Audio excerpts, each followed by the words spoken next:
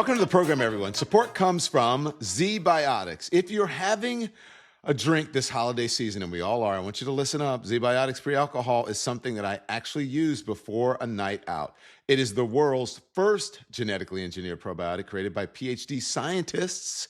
So here's how it works and why it works. When you drink alcohol, it turns into a toxic byproduct right in your gut, and it's that buildup. It's not dehydration. That's what causes those rough mornings after drinking. Well, Z-Biotics produces an enzyme that breaks that byproduct down.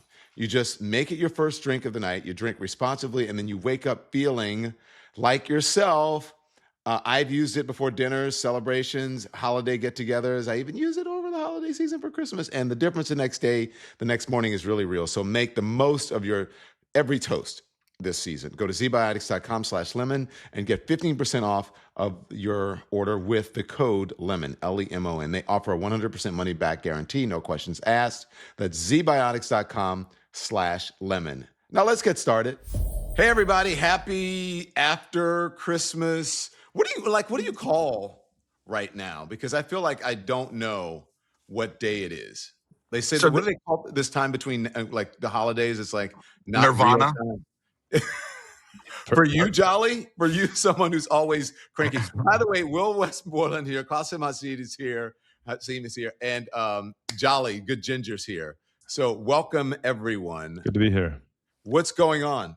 I feel like this week is a purgatory. That's the only way. Purgatory is the word I was looking for. Thank you, Qasim. It is. Like, you don't know what's happening. You don't know where you are. You don't know what day of the week it is, what time of day it is. You're just kind of existing, waiting for New Year's. And then, like, life starts again. That's the only way I can describe this thing about being Episcopalian. We've got like 186 days of Christmas. So we just call like a 6-month period Christmas and leave it at that. Oh, my God. What? What You're going to have to break out the Google machine, Don. Yeah. Well, explain that to me, please. Well, we have a very long Christmas season. You know, we have different holidays in the Episcopal Church, you know, to celebrate Christianity. And a lot of that is centered on the birth and then, of course, the death and resurrection of Christ. So we kind of measure everything around Easter. But we start, you know, the process of like lighting the candles and all of these other things associated with Christmas a couple of months out. And then Christmas continues on for a few months after. And it's just, we call the whole thing Christmas. We celebrate, we drink, we have a good time. Charitable giving. Qasim Rashid, what do you celebrate this time? What do you do? No, Muslims don't celebrate Christmas. We just enjoy having a day off, and we call our Jewish friends and ask if we can join them for Chinese food. That's basically like the extent of our Christmas. Now, in a couple of years, Ramadan is going to be, because Ramadan arrives 10 days earlier every year. It's going to start in February this year. So in like 5-6 years, it'll be at this time. So we'll be observing Ramadan. But otherwise, we just chill and enjoy the extra day off. So it's not like I know some Jews that celebrate Christmas just because it's fun, the pageantry, but don't really know. Look, I'm not going to lie. Like, I grew up learning all the Christmas carols and like the Rudolph songs and everything. And I still enjoy the festivities of all this time. I love the lights. I love the environment. I love the fact that people are like demonstrably nicer to each other during this time. But there's no religious component. It's just more of a secular enjoyment of fun. That's basically it. Yeah, as the resident atheist, let me just say, I celebrate Christmas, and I think it has fuck all to do with Jesus. I mean, no offense to the Christians, but if you took any, that's the problem. You got to work out on your own. But so like Rudolph, I don't think he's in the Bible. So I think it's okay to celebrate this holiday because it's kind of built into American culture. Like Qasim said, you grew up doing it. It's a thing. My kids love it. I buy them gifts. We do the thing around the tree. I like all the light stuff. All the lights are amazing. People put the lights all over their house. Here in Virginia, there's this big light show at Kings Dominion they do. We drive through. We went through it last week, drove through it. It was amazing. So like, it's a fun season. It's a really fun season. And it is a chance right now while the world's burning to like, you know, that meme where the guy's inside and the house on fire and he's saying everything's fine, everything's fine. Yeah. It's kind of like that meme. It's like, okay, the world's burning, but we're going to take a break and enjoy some family time. And that's kind of how I felt because I was feeling quite burnt out, and I still am, but I got to put those feelings aside for a minute. So to me, it has nothing religious. It's just like this national thing the whole country does that I think it's fun to be a part of in a way. Huh. Okay.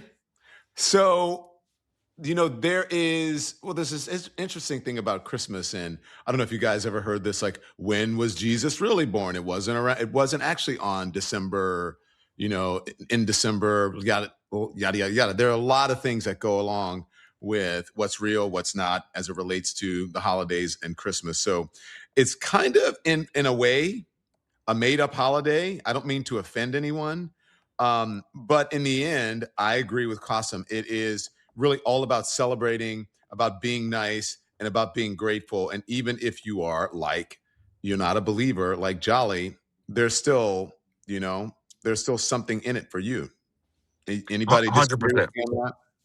100% agree. I Yeah. agree. Because Yeah. first of all, I mean, for me personally, I don't care when Jesus was born or if he even was. But also, there's a lot of celebrations that's happened historically around this time period.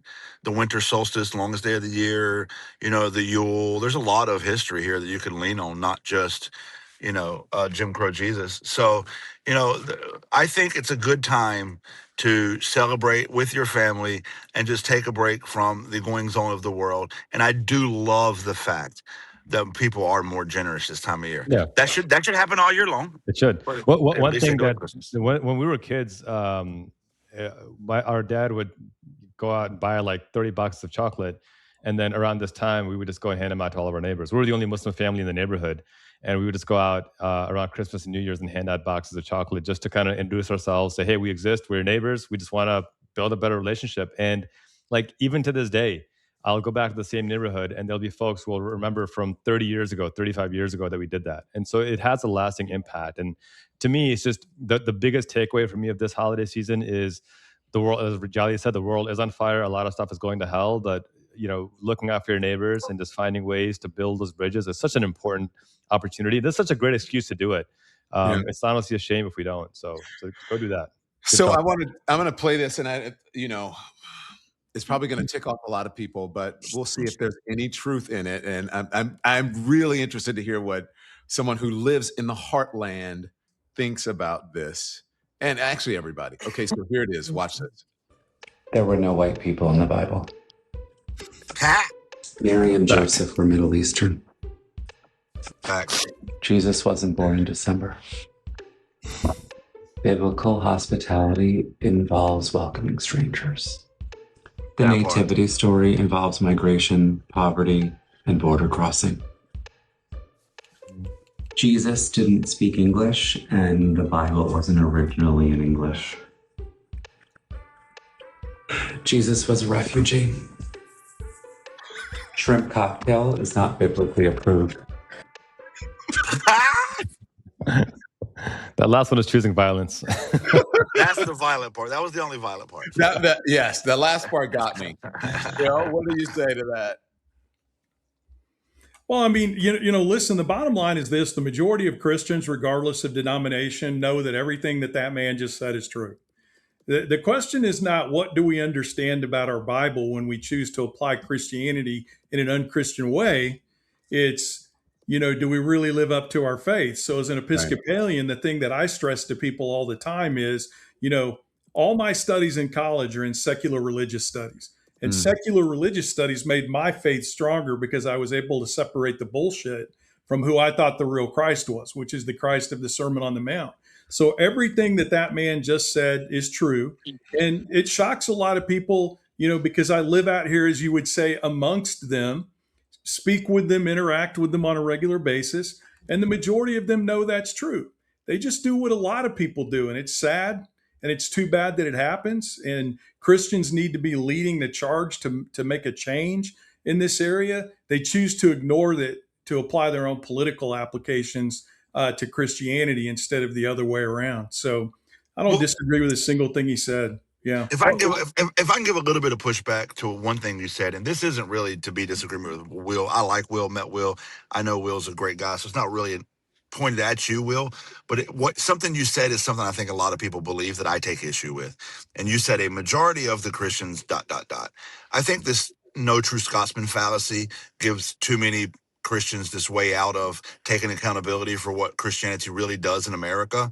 I think that if you need pretext to be a good person, then there's fundamentally something wrong with you. Like, I actually, again, I don't care what your magic book says, and I don't care what Jesus said. I don't care. Like, if you need a magic book and some savior to know that you got to feed the poor and welcome the refugees, that's weird to me. Like, you should just be taught fundamentally to be a good person. We should just have fundamental expectations of a society to do moral and ethical things, rather than, now here's where I'm going to wrap this up, rather than relying on how you negotiate your text, how you negotiate your religious text, how you negotiate the interpretation of that. Like you said, Jesus didn't speak English, or like the videos, Jesus speak English. Yeah, Jesus spoke Aramaic, and none of the books in the Bible were ever written in Aramaic. They were written in Coptic, Greek, and Hebrew. That's because the first one was written 100 years after Jesus even died. Like, I shouldn't have to rely on your interpretation of this text as to whether or not we land and fall in a moral society. We should just have moral expectations independent of religious text. Support for the show comes from 120 Life. Now, here's a fact that matters. High blood pressure is the number one risk for mortality, and 1 in 2 adults has it. That's half of this country, including the people you love. And that is why I want you to know about 120 Life, or 120 Life. It is a once a day, great tasting, functional drink that supports healthy blood pressure. It's not a pill. It's not complicated. And the powdered version has just 1 gram of sugar. So what I like about it is how simple it is. Drink it daily. Use a home blood pressure monitor and track your numbers. Doctors trust it, hundreds recommend it, thousands of health professionals support it. So right now you can try 120 Life with my code Don at 120life.com. It's risk-free. If you don't see lower numbers in 2 weeks, you get a full refund. That's 120life.com and use the code Don. You want to go? Agree with any of that? Okay. I just want to make sure, I want to let you get in before. Look, Jolly, I wrote a book that came out September of last year about God and religion and Jesus and the hypocrisy surrounding. And then it sort of was a pretext to everything that happened over in 2024 with Donald Trump and 2025. But what I will say is that I like to look at the Bible and scripture like a workbook in school, right? That teaches it, because I think it's a book of obviously parables and mythology and it's lessons, I believe, that on how you should live your life. And sometimes people need references, they need a guide, but I don't believe that it can be a reference and a guide. I don't believe that it's laws that you must live that way. And I do believe fundamentally that we should all be taught to be good people. But unfortunately, that's not how it works. That's why a lot of people are in prison. That's why a lot of people who should be in prison are in the White House, or at least one person. A lot was the right word there. That's a really good take, Don. That's a good take. You're looking at it as a philosophical, allegorical text. Allegory, parables. Totally cool with that. Totally cool with that. It's when we adapt it as this inerrant word of God, where things become a magical or a massive problem. I don't know why I said magical. A massive problem. Because a lot of people who are religious have magical thinking. They believe in magical thinking, some of it. Like God is some big boss on top of us, and if you pray to him, it's like Santa Claus. He is the original Santa Claus in many ways. Right. I've made that analogy before. Right. But so I am a believer. I am a Christian, but that's how I agree with both of you. But what I also agree with, and I think that I caused a big stir when I wrote a book back in 2020, 2021, when I told people, that Jesus wasn't white, and they were like, okay. And I said, we have to, the one thing that would really, I believe, change America is if we realize that Jesus probably looked more like Qasim than like any of us here, and that we had to get rid of this sort of white surfer guy and really have a truer depiction of what Jesus is for Christians. And that way, I think it would be kind of country altering, if not world altering, because you even had that in if you go to Europe, if you go to Italy, you go to the Vatican or whatever, Jesus is like a surfer white guy, and This is the point. This is the point I always like to make, Don, because when we when we hear MAGAs talk about, well, we were founded as a Christian nation. My question is always, what part of that was Christian? Was it the genocide of indigenous people? Was that the Christian part? Was it the enslavement of Africans? Was it the forced conversions of Christianity? Was it the denial of any basic rights to women? Like, what part of that was Christian? What are you attributing to Christianity? Because as far as I can tell, if we were founded as a Christian nation, what you are saying is that Christianity is a religion of genocide and misogyny and racism and mass murder, because that's basically how this country was founded, on the, people stolen from one land on a land stolen from a people. And I want to go back to this point about prayer, and like, I believe in prayer. I'm Muslim. I pray 5 times a day. I believe prayer works. I also believe in strict separation of religion and state. Right? Like, my religious beliefs are for me and me alone. I can't impose them on anyone, not my own family, let alone my neighbor, let alone someone who identifies as a Christian or as an atheist or what have you. And if I have to force Jolly to believe what I believe, then it's not God I'm worshiping, it's my own damn ego. And I think that's where we get into trouble with these MAGA nut jobs, where they try to say, well, we need to bring the Bible back into school, or we need to bring prayer back into school. Well, if it's that powerful, why do you need to force it? Just pray and let your God change hearts and minds. And if it's not working, then, well, guess what? Let people believe what they want to believe, and let us have a secular government where religion and state are separate. If we can just establish that principle globally, that religion and state should be separate, we have secular governance, that would solve 99% of problems out there. I guarantee it. Yeah, I was going to say that that is partially true, that it is founded as a Christian nation, but not really. It was founded as a nation of religion or non-religion, depending on whatever you want. It was. There are no direct mentions of God or Jesus or absent or in the Constitution. No direct mentions. There are two. Excuse me. Let's see. No direct mentions, but religion is mentioned twice in the Constitution. Under Article 6, it prohibits religious tests for holding public office. And then the First Amendment, it prevents Congress from establishing a religion establishment clause and protects the free exercise of religion, or free exercise clause. But there is the Christianity, God, Jesus Christ are not mentioned in the Constitution at all. It's a secular document focused on government structure, but it does mention religion in the First Amendment to ensure freedom of religion, prohibiting official whatever, and then in the in Article 6. That's it. Listen, I grew up in the part of America, rural white America, Western North Carolina, where everything Qasim just said is what I was told as a child. We got to get prayer back in schools, got to get the Bible back in schools.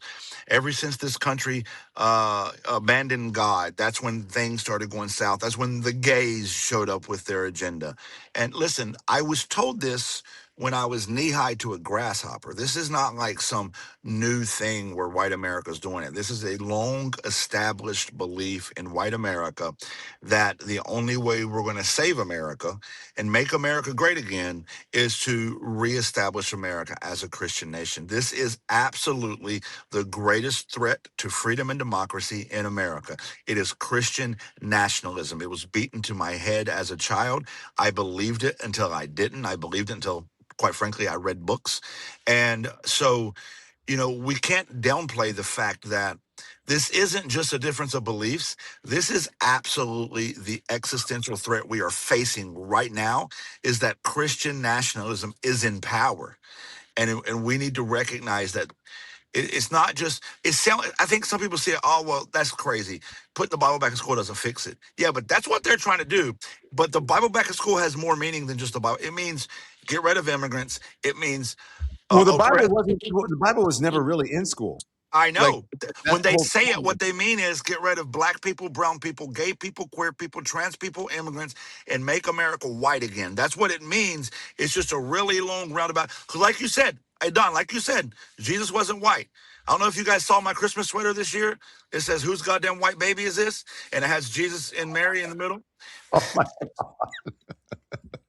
It's on my page. Go check it out. But Jesus wasn't white. But that's a good point, because that's really the fundamental basis that people like me that grew up where I grew up are That's my whole basing everything point. off of. And people believe this is just honesty. This is not, as someone who's in an interracial relationship, I spent my Christmas with, my husband's family. And it's like, this is not about white versus black. This is about the truth.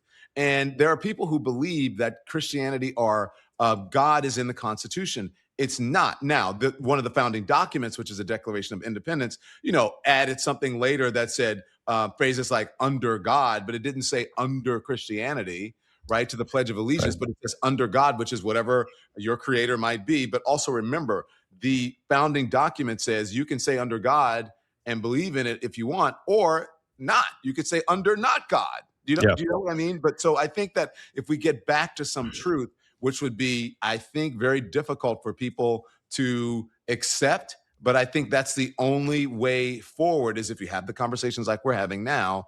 And it may seem offensive to people, but the truth sometimes, as I said, as it relates to MAGA, when I said I believe a large faction of the MAGA movement is racist, or they either accepted racist behavior, right? They overlooked a lot. Not a And deal then Bill breaker. Maher Yeah. said to me, like, that's offensive. And I said, the truth is often offensive. Yeah, I mean, to go even one step further from what you're saying, Don, because you're exactly right. In Virginia, the Charter of Religious Freedom initially contemplated only providing protection for Christians. And by a popular vote and the legislature, they said, no, we also accept Mohammedans, which is what they called Muslims back then, and Jews and people of no faith as well. This is explicitly outlined that debate actually already happened by the folks who founded the country. And they affirmatively decided that, no, we're not going to be a Christian nation. We're going to allow people to have belief or not belief at their own leisure. And so this whole idea of, well, that's offensive now. Well, what you're telling me is that you haven't actually read history, that you're choosing to be completely ignorant about this. And that's this kind of post-fact world that we live in is deeply problematic, because it doesn't allow us to function on the same set of facts. And I've often found that when we're having these discussions with folks who are, self-identified MAGAs, they're not working on the same set of facts. I can't have a conversation with you if you think that we were a religious theocracy at our founding, and that me being here as a Muslim is somehow a violation of that, or that Jolly being here as an atheist is somehow a violation of that. No, we are here because we were not founded as a religious theocracy, deliberately not founded as a religious theocracy. And if you miss that fundamental point, there's nothing else we can actually talk about, because we're talking in two different universes. Hey, Qasim, you made an excellent point a minute ago that I really think is worth highlighting.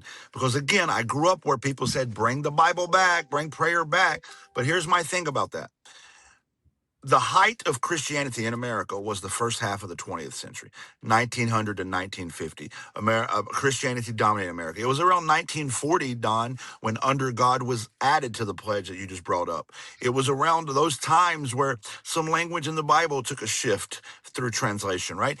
The height of Christianity in America was 1900 1950. Now let's ask ourselves what America looked like from 1900 to 1950. Let's talk about Jim Crow laws. Let's talk about the number of lynchings.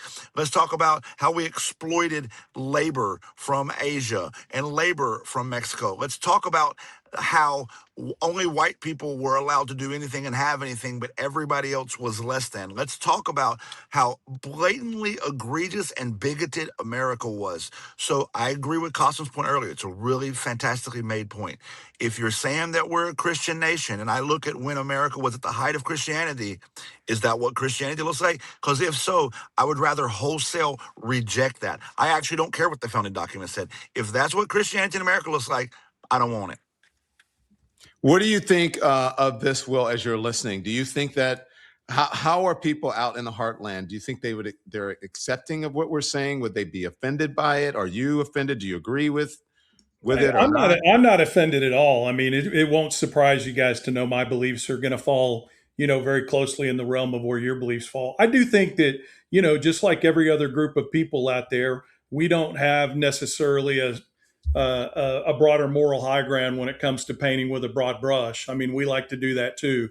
And I think that the reality is this: everything you guys said about the history of Christianity is true, but I would add some nuance to that. And one is that right along with that bigoted Christianity that has existed out there, and even, more recently, since Jolly kind of laid that demarcation point out, since 1950, 1960, the segment of Christianity that's growing to make this argument that all of you are making right now is getting bigger and bigger and bigger, and I think more and more effective. I mean, listen, I'm going to be like most philosophers out there. I think all morality comes from subtext. I don't think that, and I don't mean, I'm not saying this to be the prick that it makes me sound like. I don't think there's any magical fairy dust that gets spread on somebody that makes them a moral person. So whether it's Christianity, or you believe in the social contract, or you were raised in a family where love was predominant, and those are all the reasons why you believe you should do the right thing, I'm not as concerned as to what the pretext for your morality is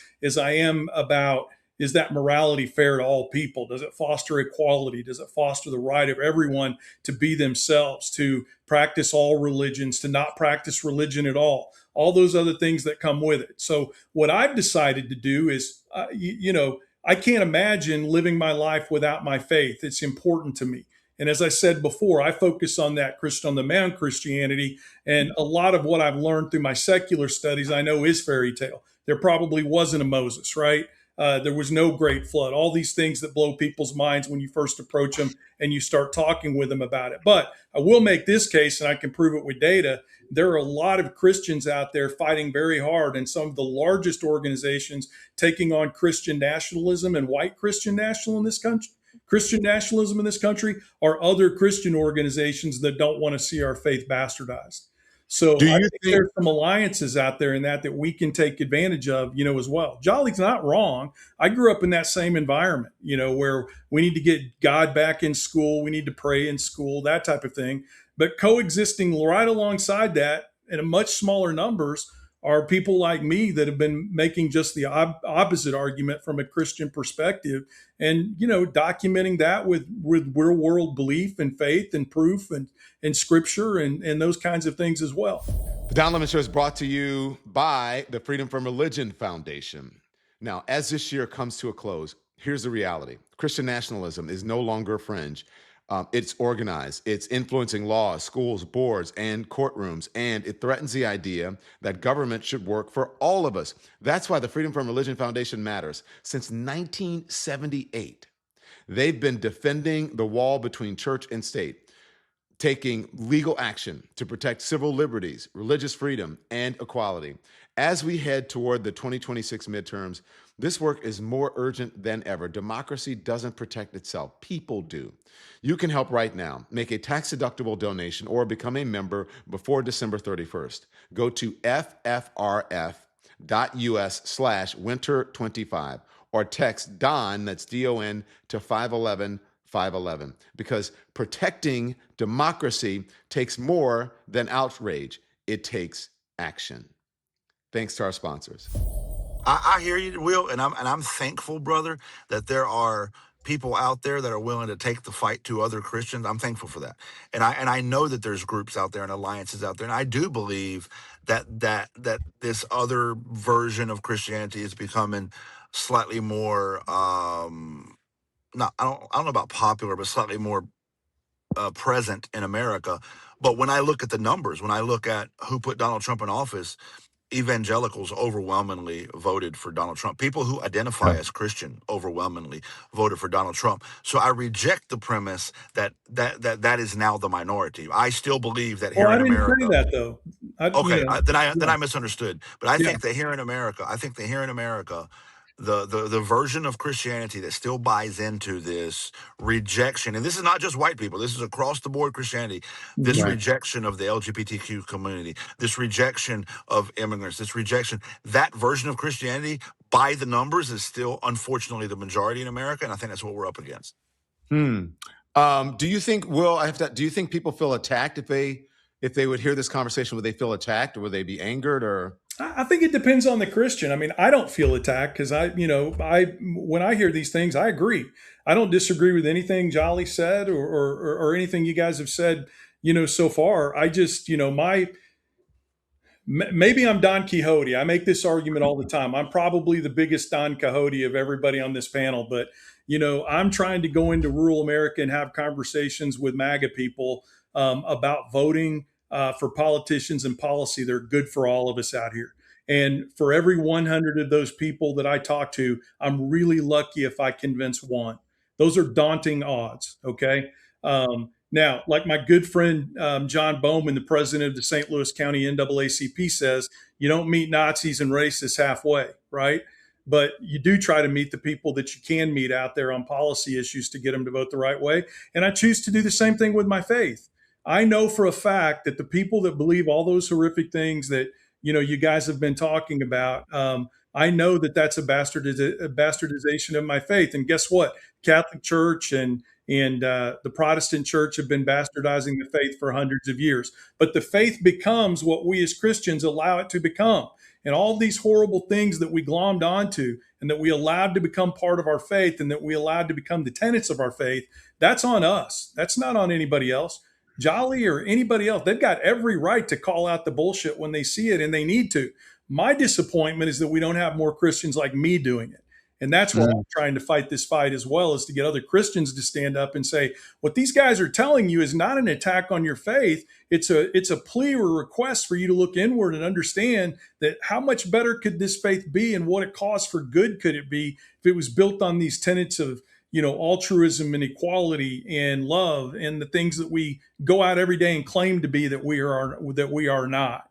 So yeah, I mean, I think we're seeing very well said, Will. It does. And look, I'll say this to what you said, Will, on a positive note, to kind of end my part of this conversation on a positive note. I got halfway through writing this book. I need to finish it. I started writing a book and I titled it "I Love Racist." And I made it that title on purpose to grab your attention, because the idea behind the book was kind of what you just said, Will. Dude, the people that raised me, I love very much. Mm-hmm.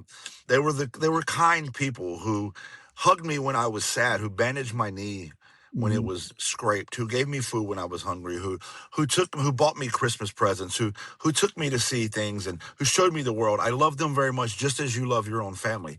And those people are racist. Those people are white supremacists, as I later learned in life. Mm-hmm. Those people are bigoted. Those people look down on the LGBTQI plus community. Those people are Islamophobic. Those people look at people like Qasim as being straight up terrorists. Your religion is terroristic by nature in their beliefs. These are the same people that I love, the same people that I grew up with and I know that they have altruistic desires. I know that they have good hearts. But by the grip of this white Christian nationalism, they are led down this road of bigotry, which I argue is quite antithetical to the core of who they are as a person. And so I do believe the way we reach these people is exactly what you're talking about. Let's get past the rhetoric. Let's get past the trigger words, and let's talk about the things that matter to you. Let's talk about, would you feed your neighbor? Well, listen, your neighbor might be black or brown. Like, you start having these conversations in a different context, and I have found it to be more successful with rural America when you start getting down to what values they claim to have and juxtapose that to the values that they are espousing by way of their political beliefs. Well, I was going to say, you guys kind of answered, Jolly, you answered my next question, like, where do we move forward? And I think that's where you were going, Qasim. Like, so what do we do moving forward? Yeah, I said, Jolly. I mean, these are the cultural wars that have been used. Am I muted? No, I can hear you. Yeah, I was going to say, these are the culture wars that have been used really successfully post Jim Crow to continue to divide us.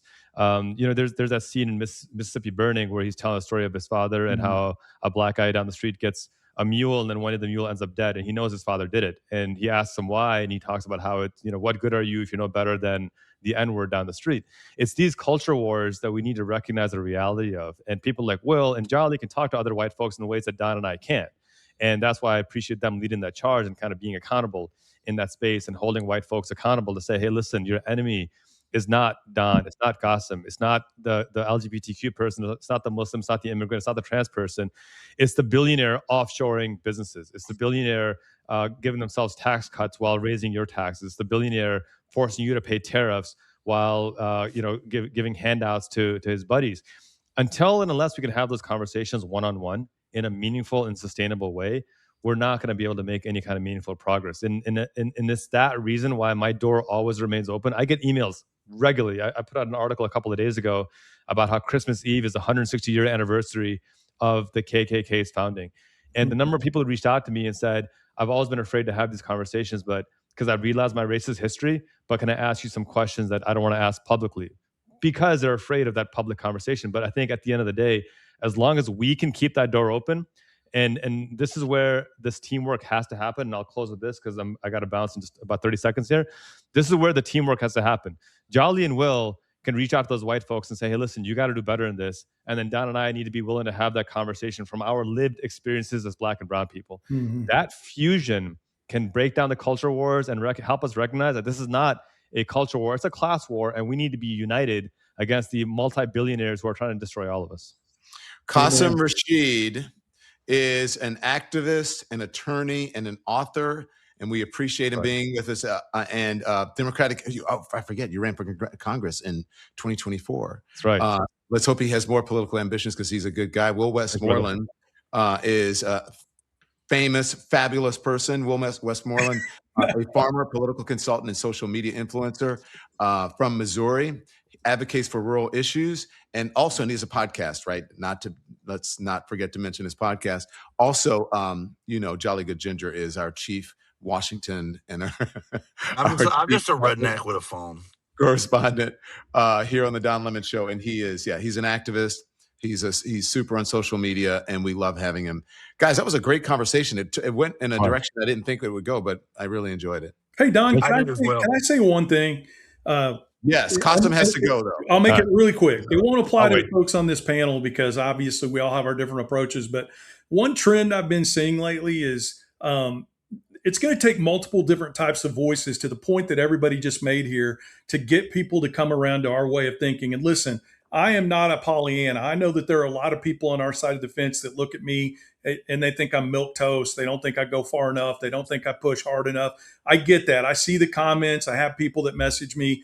At the same time, and this won't shock Jolly, I have people that are just like, man, he comes on too strong. And I'm like, the case that I try to make to everybody is I have watched Jolly do his thing, and I have seen him change the minds of some of the most ardent people that disagree with him out there with his approach. And I do the same thing, and you guys do as well. So I just want to encourage everybody, let us take our case to the people the way we feel like it needs to be taken to the people. And if we all work together, Jolly may convert more, you may convert more, but if I bring my little share along, more power to all of us. 100% Thank you, gentlemen. I appreciate it. Peace See out. you next time. Agreed. Thanks so much for watching, everybody. Your support means the world to us. Don't forget to hit that like button and subscribe so you never miss a show. We're live every weekday at 10 a.m. and 5 p.m. Eastern Time with new clips dropping at 2 p. and 8 p. And if you want even more Don Lemon Show content, join the Lemon community. Members get exclusive posts, behind-the-scenes videos, and live chats just for you. So hit the join button or visit our channel page to sign up. Thanks again for all your love and your support, and I'll see you next time.